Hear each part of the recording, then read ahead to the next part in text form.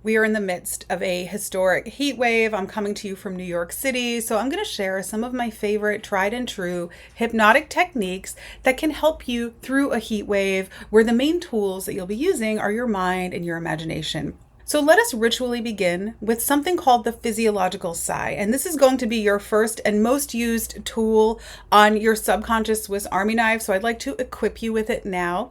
And what it is simply a double inhale through your nose, followed by a nice long, slow exhale through your mouth, just a single breath.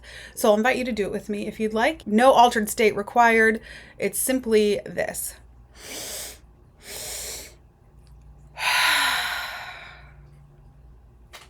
Something like that. Always brings me into a good centered state. The physiological sigh was named and researched by Dr. Andrew Huberman, but it's something that we do naturally. Our bodies know to do this when they want to recalibrate and offload stress chemicals.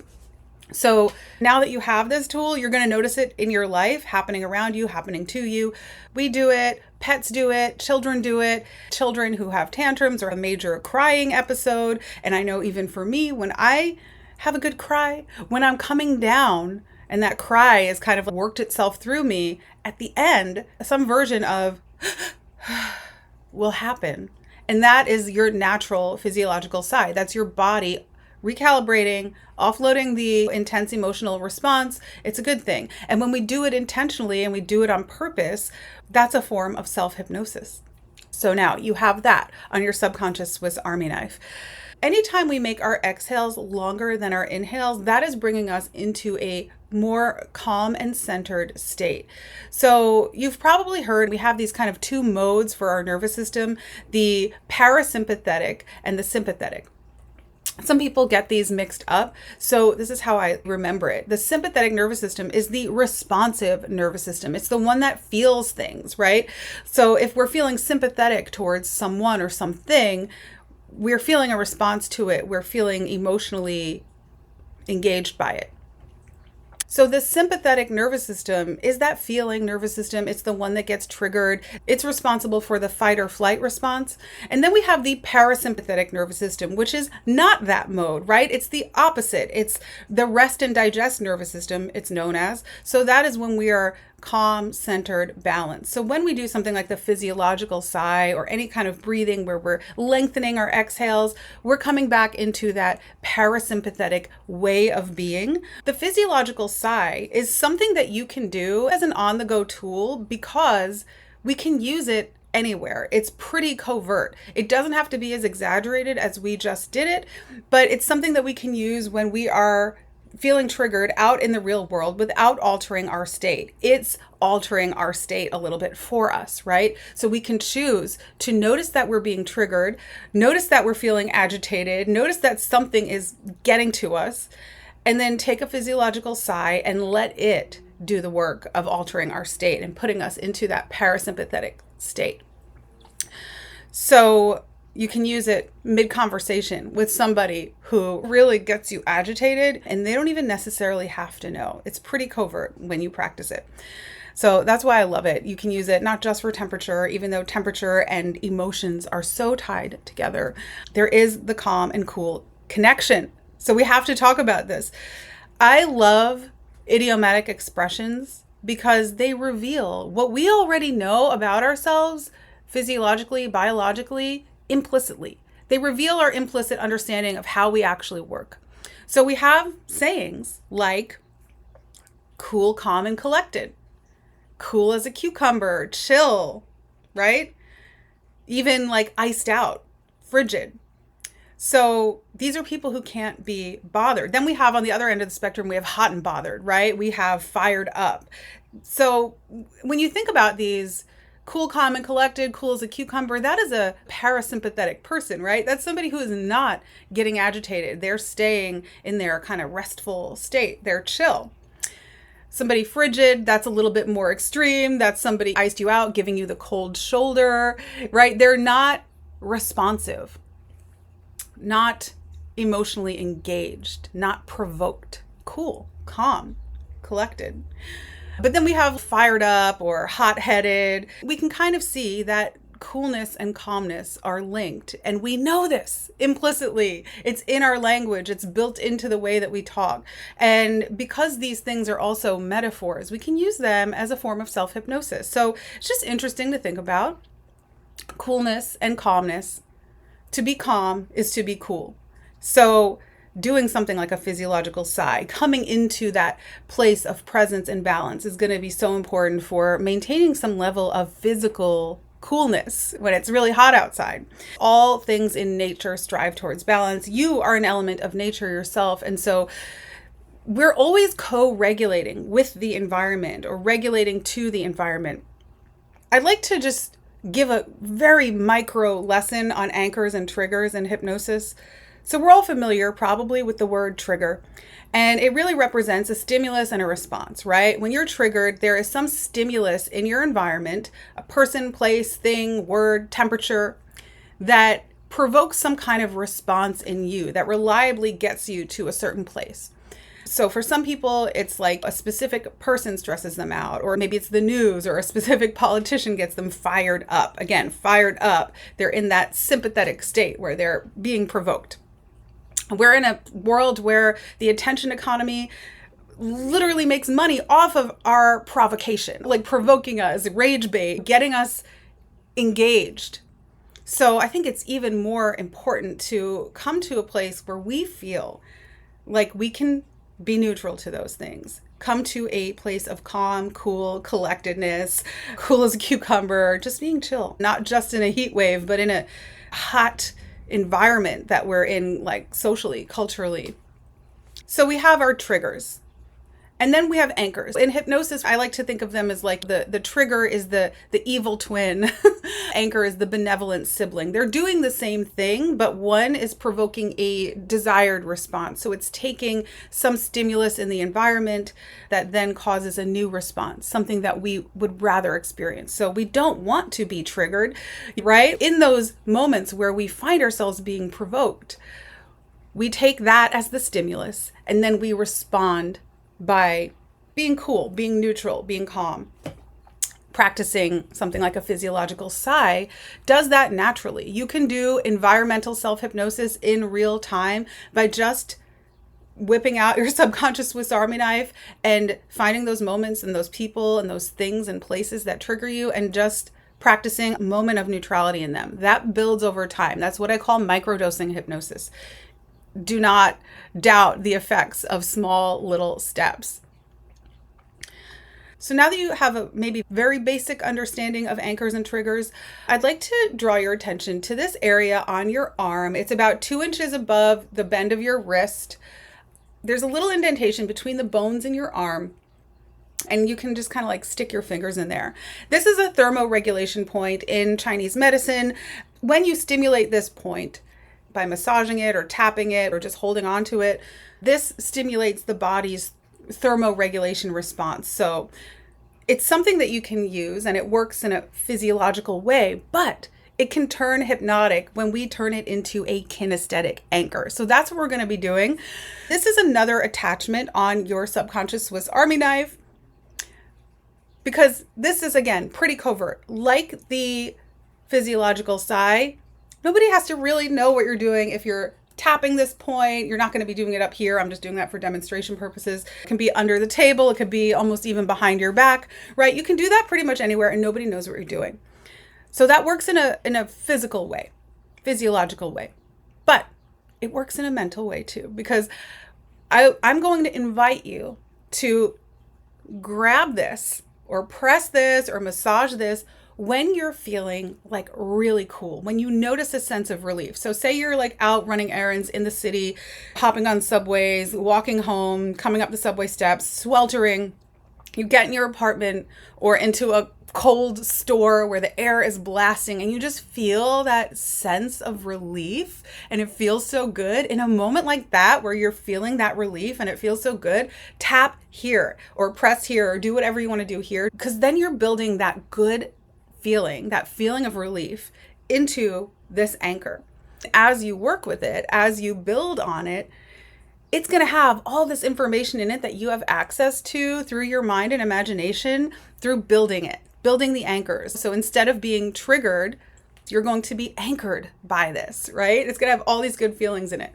So this is something I do. I love breezes. I love being out in the ocean. If there is a pier, I am at the end of that pier. I just am magnetically drawn to the end of a pier. Municipal pier in the San Francisco Bay, they closed it permanently during COVID, but that was one of my favorite places to go with my dog. We would do a little day trip there, and it was like it spiraled out into the bay. And the breezes were freaking incredible there. And I've been now going out on Fire Island since I'm back in New York and finding a pier out there that is just like amazing. And I just get all the breezes all around me. So I'm a breezeaholic. I just love it. And that is what I'm anchoring into this kinesthetic anchor. I'm in those breezes. I'm feeling it. I'm like letting it all be in my hair, and I'm anchoring that amazing feeling. I love going to the beach in winter or in like the off season, like fall, November. And I can remember fall of 2020 going to the beach and just like feeling the incredible like power of the ocean. And it was like, looked like it was going to rain, but it wasn't raining. And I was anchoring that. So I have November Atlantic Ocean on the verge of rain in this anchor. And I have access to it in these moments where I'm feeling really hot. I also have it anchored in a couple songs. I just want to give you some creative room to like play around with building anchors, because they can live in things that like live with you. It's not something that you just do in self-hypnosis, right? For me, and for what I hope to impart on anybody that comes into contact with me, hypnosis is a lifestyle thing. It's a whole lifestyle. It can be that for you too. It doesn't have to be this drastically altered state. Our state is always altering. Altered states are normal. We know how to do that. We're in an altered state. You're probably in one right now because you're on a screen, and screens are very trance-inducing. Like, trance is not this totally foreign concept that is like totally out there and hard to attain. It doesn't mean that you're separate from the world. It's kind of like a bilocation. You're kind of in two places at once. So when we call on an anchor like this, and we're sweltering and we're hot, maybe you're at an outdoor concert and it's like horrific. You can have November Atlantic Ocean in your mind and call on it, and it really works. It's kind of amazing. But I want to just invite you to think about how profound imagination is, because one of the most profound uses of hypnosis comes from medicine, hypnotic anesthesia. And here's a little fun hypnotic experience just to introduce you to a microdose of hypnotic anesthesia. And you don't have to close your eyes for this, but it will be more potent if you do. Imagine that there is a big bucket of ice cubes and ice water right in front of you. And just imagine like dipping your fingertips into this bucket of ice water. Imagine the glint on the surface of the water and all of the ice cubes. Now imagine sticking your fingers right in there and feeling the ice cubes with your fingers, hearing the sounds of the water. Now imagine like just dipping it in past your knuckles. It's a little deeper into this bucket. And now just plunging it in right up to your wrist and having your whole hand in there. And maybe you already noticed that your fingertips are numb and you're swirling it around and you feel the water and the ice and you hear it and you can see the glimmers on the surface of the water, noticing what color the bucket is, noticing that your knuckles are already getting a little bit numb maybe. And now just imagine taking it out of the bucket and shaking it off. And imagine taking that numb feeling at your fingertips and just pulling it down. Right from each fingertip, just pulling it down. Down past your wrist, down your arm. And bringing that cool sensation all the way down your arm to your elbow. Almost like you're wearing an elbow length glove of coolness. And maybe if your fingertips are numb, you can bring that sensation down into your hand, down into your wrist, down into your arm. Just bringing that cool, numbing sensation. And I wonder if you notice a difference between that hand and your other hand. And I wonder if you can imagine now taking that hand, your cold hand, and just putting it somewhere on your face or on your shoulder and transferring the coolness there. So this is a real thing. This is a version of glove anesthesia, where we imagine an imaginary glove of numbness and bringing that in different places and letting the numbness kind of penetrate. And if you didn't get any response, I would advise practice, because you will with practice. It's a skill that can be learned. Imagination is innate. We have it. You can do that. So play with that. And that can even be something cool that you can do while you're on the subway platform, or just to enhance the things you're already doing. There's no replacement for actual coolness, right? Like, it's not safe to be overheated. Hypnosis isn't going to save your life. If you're in a dangerous situation, you need to get to a cool place, but these things can help you feel more comfortable, because so much about how we experience extreme heat comes from us future pacing ourselves into discomfort. And future pacing is actually a really important part of hypnosis, because hypnosis really works by generating new predictions for our brain and nervous system. The predictive processing theory is now the going way of understanding how our brain works. It's not experiencing the world directly. It's predicting based on past experience. So your past discomfort can intensify. And a lot of people with phobias know this, right? Or anxieties, they get more intense over time, and they almost spread into other things, right? You actually get anxious at the anxiety, not the thing that used to provoke it. You get a phobia of not just going up the stairs or going up the escalator, but like the mall, the places where you have to use the escalator. So these are things to start thinking about, the future pacing. Hypnosis gets a bad reputation, partially deserved, for creating false memories. Hypnosis does. I like to just own it and say, that's what we're doing. We're actually creating beneficial memories. Everything that happens to you is a memory. If it happens in your imagination, it's still a memory, right? Just because it didn't happen in real life. Like, your dreams are memories.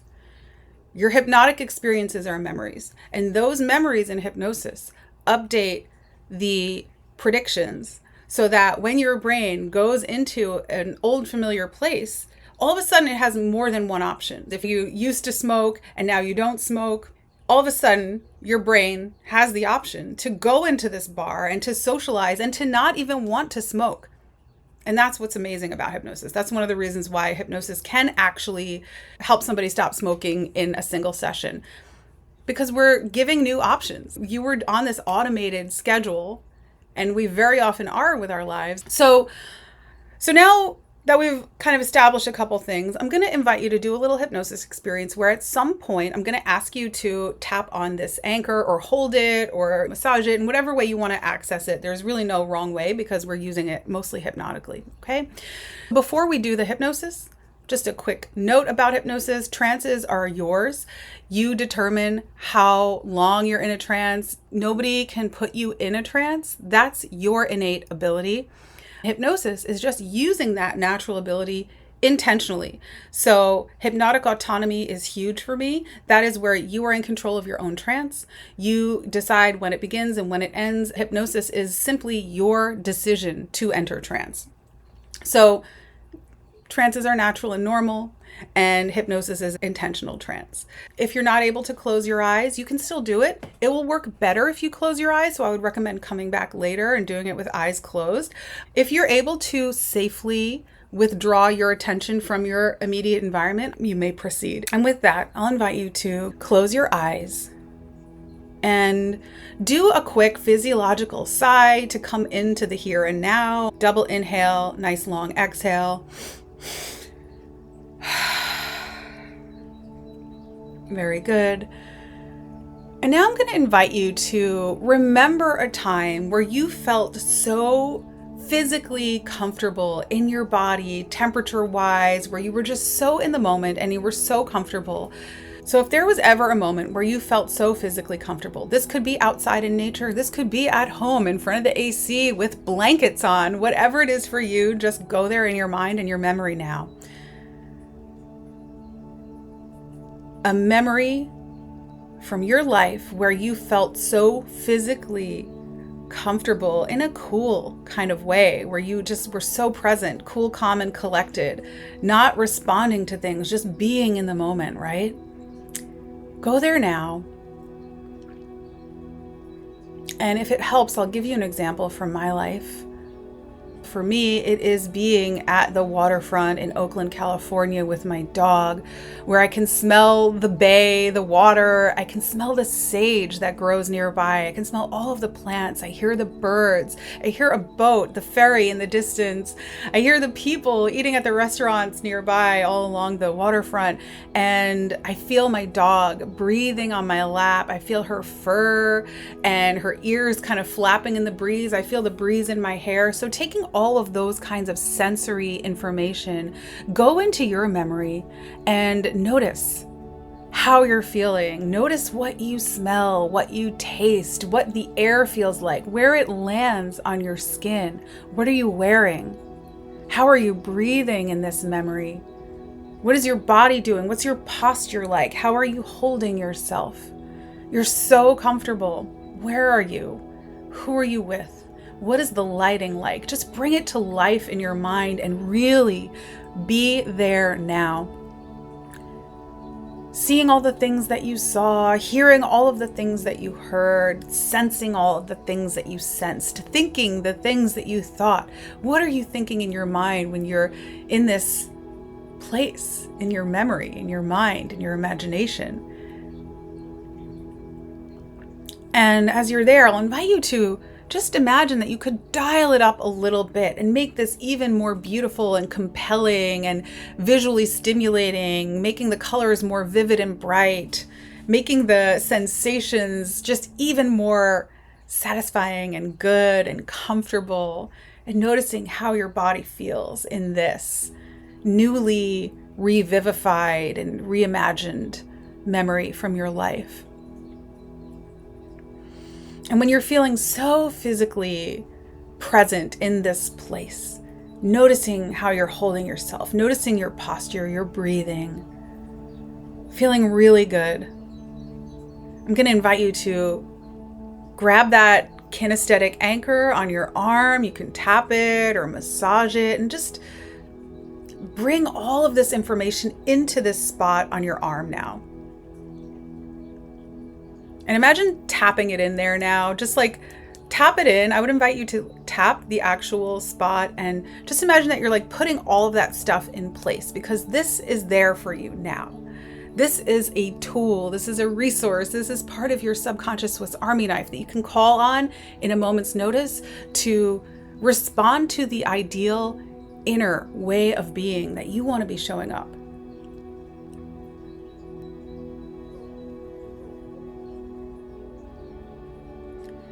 So I'll invite you to take in a nice deep breath of this moment, this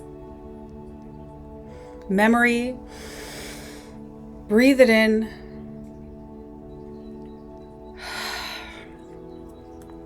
And tap it into that kinesthetic anchor on your arm, because this is your tool. So I'll invite you to now imagine yourself in the future, in the near future, in those moments where you typically have to endure feeling a little bit uncomfortable, a little bit hot, a little bit agitated, maybe. Imagine yourself now with this anchor, and imagine yourself even touching the spot on your arm and accessing, reawakening all of these beautiful feelings, this posture, this breathing, this way of being, the scents, the colors, the sounds, all of it. This is a resource for you. And whenever you're ready, I'll invite you to come back to the here and now and open your eyes if they're not already. And that is a kinesthetic anchor. And now you are armed, literally and figuratively, with a new attachment on your subconscious Swiss Army knife, so that when you notice yourself feeling agitated, you can just call on it, tap on it. You have that. That's yours. And it was made from things that you already experienced. And that's as simple as hypnosis can be sometimes.